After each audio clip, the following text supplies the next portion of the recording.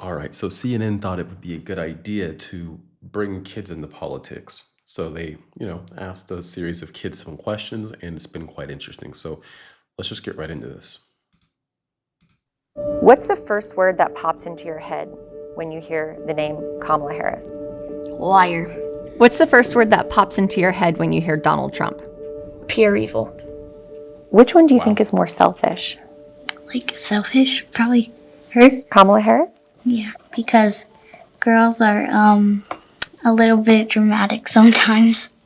And do you think that people in the United States are ready to have another 4 years of Donald Trump if he's reelected? No. Why not?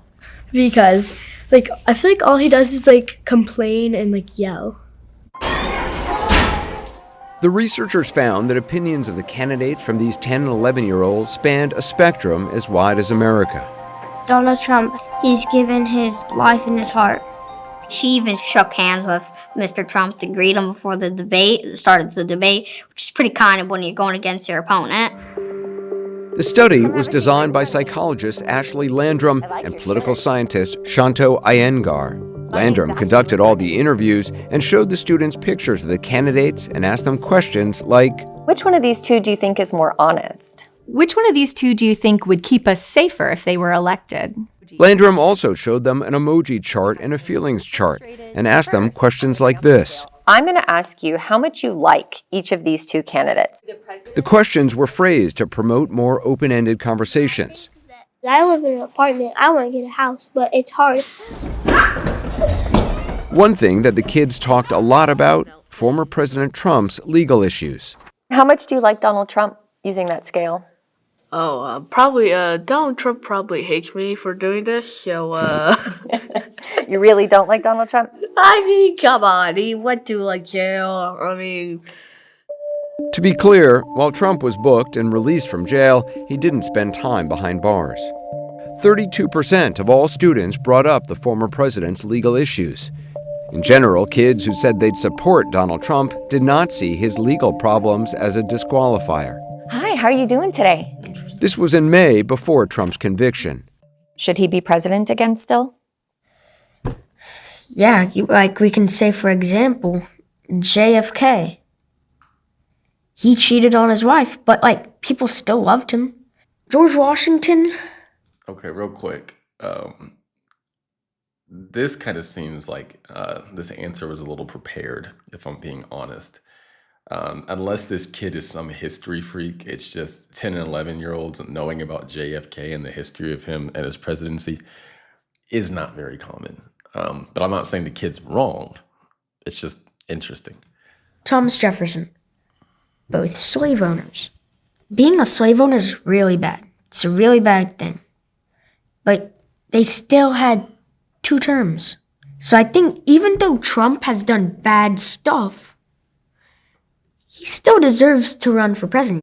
Just curious. And now? Which one of these two candidates do you think is more likely to do bad things? Convicted felon against a liar. Who do I pick? I'm going to say Trump because he's a convicted felon. Do you think it's okay for somebody who is a convicted felon to become president of the United States? Real quick, before they continue, that's something I found interesting because I feel like that's exactly how the Democrats want people who can vote to perceive it. Even though Kamala Harris clearly lies through her teeth on a regular basis, has no plans, does not articulate those plans, and avoids every question she gets asked. If we can get people to believe in that convicted felon, well, really Trump is a manufactured felon. They manufactured Trump into being a felon. That's why they had to control the entire environment to get a conviction. It was rigged against him. Aside from that, that I feel is the response that the Democrats want from adults. Well, because he's a convicted felon, we cannot mess with that guy. Like, that guy there is trouble. United States. Yes. Many children were also very aware of the first assassination attempt on former President Trump. And which one do you think is tougher? Hmm. Donald Trump? Because he did survive a gunshot. And does anything else make him tougher, do you think? Or was it mostly his reaction to that? He's also pretty brave. I mean, if I was president and I was talking in front of a lot of people, I would be really scared. And why would something like that happen? there's like a lot of cruel people in the world and stuff.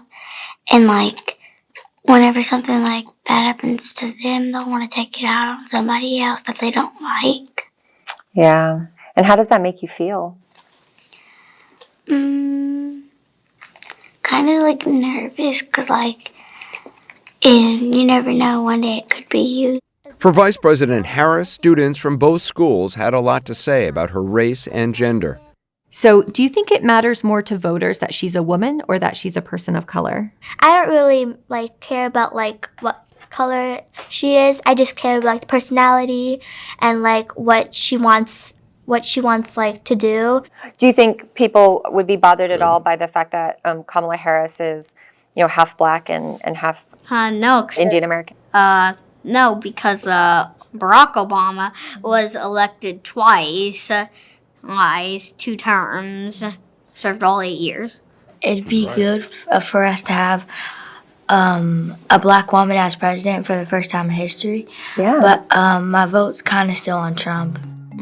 86% of all students our researcher talked to thought America was ready for a woman president of color. And do you think people in the U.S. are ready for a woman president? Yeah, because there hasn't been a woman president Because there yet. hasn't been one yet. The fact that she's a woman and she's black, that could help kids who are like her or are different feel a lot more accepted. Still, some students had different views about gender. I just feel like boys would probably be better as president, but she's pretty and stuff, but I just don't think a woman would be right for a president. Yeah, so why do you think women wouldn't be right for a president in your view? I think because only boys have been president before, and that they would be more stronger. Overall, the biggest finding, the children in the study were polarized with what researchers called more This is where it gets interesting. Pay attention to this. This is very interesting. I'm going to rewind it 10 seconds just to make sure we get it all. Would be more stronger. Overall, the biggest finding, the children in the study were polarized with what researchers called more extreme responses from the blue state kids than the red state kids. Donald Trump, he did bad things. He's like Hitler. He only wanted to be president so that he can just control everybody. Hold on. Let's think about everything that we just saw, just so far. Let's go back a little bit, okay? So let's go back. With what researchers called more extreme responses from the blue state kids than the red state kids. With what researchers called more extreme responses from the blue state kids compared to the red state kids. Think about that for a second. Now let's listen. Donald Trump, he did bad things. He's like Hitler.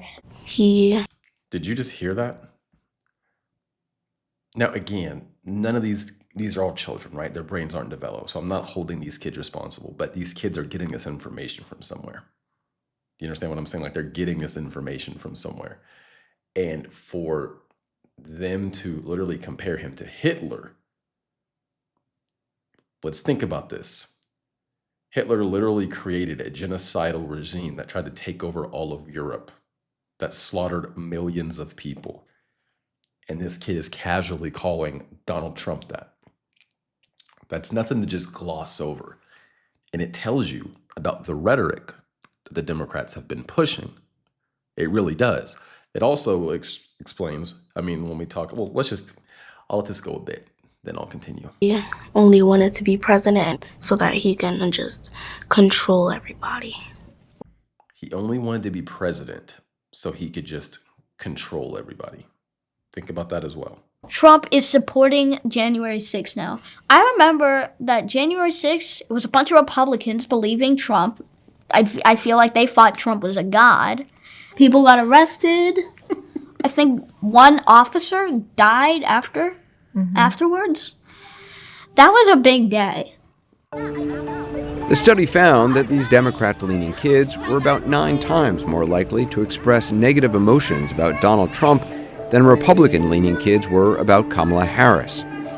Why might that be? Psychologist Ashley Landrum has some ideas. So Donald Trump is a very polarizing figure, and it's very possible that the kids are reacting to their parents reacting to Donald Trump being a very different kind of political figure than what we've seen before. So do the red state kids hold as strong of attitudes? Well, not when we're talking about Kamala Harris. And in large part, that is because the Republicans, while they might call Kamala Harris an idiot, they might say she's a liar, they might say she's incompetent, they might say her policies are going to be detrimental to people's economic situation. They're not saying she's Hitler, she's going to take over the world, she's going to slaughter people. They're not saying these things, right? They're not saying she's going to take away all your rights. Yes, conservatives are accurately representing her positions on gun rights, right? But they're not saying she is quite literally a threat to democracy. And if she gets into office, she's never going to leave and she's going to create a coup and she's going to become a dictator and stay in power for the rest of eternity. They're not saying that. Democrats regularly and continuously drastically blow the, what's the best way to put this? They drastically blow the threat that Trump presents to our country out of proportion on a regular basis. And that has repercussions. That's why we've seen 2 assassination attempts on Donald Trump. That's why these kids, Democratic kids, have so much of a more, I think they said 9 times stronger response negative towards Trump than Republicans do towards Kamala Harris, because Republicans can look at Kamala Harris and say, yeah, she's incompetent. Yeah, she's not good at her job. But they're not saying, this woman is absolutely going to be a dictator. Like, I've literally seen Democrats say if Trump gets elected, it's going to be apocalyptic, literally. Right? There's just such a difference in the way that each side talks about the other candidate, and the way Democrats do it is dangerous. They won't admit it, and this woman here is not really going to talk about it, but that's the reality of the situation. In part, that could be because they don't know that much about her. Landrum was also curious about how kids saw their peers in the political divide. So, do you think that the kids that live in those 2 houses would be friends with each other?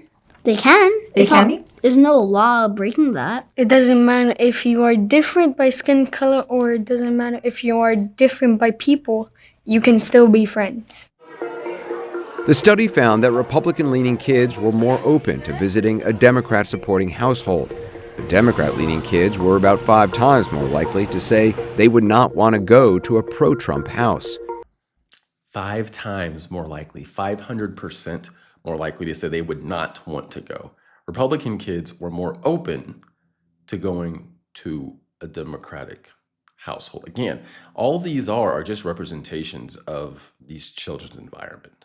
That's what it is, if you think about it, right? So why is that? Why are Democrats 5 times more likely to not want to go to a Republican? Because they've been told certain things and they've been led to believe that Trump supporters are evil. They're bad. They're racist. They want to hurt you. They want to destroy the country. They're no good for the country, right? The rhetoric from the left about the right is a problem. It's a problem. But a lot of people on the left they don't self-reflect. Like 2 times Trump has they've attempted to assassinate Donald Trump, right? People that don't like Donald Trump and hate Donald Trump. How do you think they got to the point where they hated him? Most of these people aren't doing high levels of research. You could say they are. Most of them aren't, right? And anyway, we'll continue. You get what I'm saying. Would they be okay with you going over to somebody's house who is really supportive of President Trump? No, No? And why not? because they know that he's not like black people, so they will not be happy to see me. That's sad. Honestly, it's sad because, again, that kid's been brainwashed. But it's also sad that his parents or whoever's in control of that household genuinely believe that. Because there's little to no proof to genuinely prove it. And I'm not talking about someone coming up with a conspiracy theory and saying, Trump said this, I heard he said this a year ago with no proof. Look at his actual actions. There are plenty of actions to show he has no problem with black people. And you know what's funny? Before Trump was running for president, black people seemed to love Trump, have no problem with him.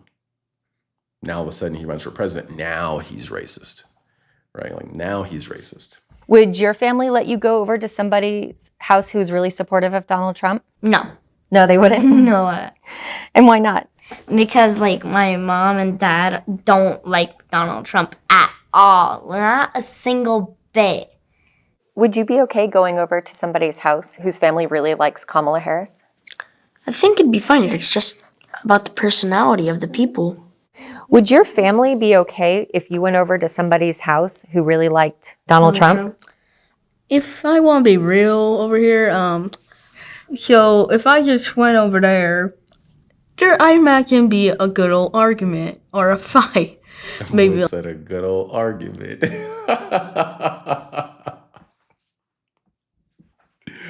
A good old argument. Um, just think about that. One side much more unlikely to let their kids or to want their kids or for the kids to feel comfortable going over to a Trump supporter's house. I wish she would have gave more examples of both, and I wish she would have asked this kid here, not him, but this kid here. Nope, the one after him. Donald Trump at all. Not a single bit. Would you be okay going over to somebody's house whose family really likes Kamala? See, I wish she would have asked him, would your parents instead of would you? And I think they didn't show that because personally, my guess would be the Republican parents would have been more open-minded than the Democratic parents. And as we can see, the studies prove that. I mean, this segment literally proves that, but it also proves that the left is blowing the rhetoric about Donald Trump out of proportion. It's as clear as day. And again, there needs to be some self-reflection because it's dangerous. Now, I think Congress has passed measures for more resources to be given the Secret Service, so I think that's good that they did that. I think it was unanimous. I don't think there was any problems with that. So I think it's good that both sides came together to do that. But we still can't deny there's a reason there were far more negative reactions from the left to the right than the right to the left. And until we actually acknowledge that reality, it's going to be hard to actually fix it. So it's going to take some self-reflection from the left, and the right needs to keep calling it out and keep bringing it to their attention, because a lot of the moderate people will see it for what it is as well. But that is all I got for this video. I will see you on the next one. Like, share, subscribe. Y'all have a good night. I appreciate y'all being here.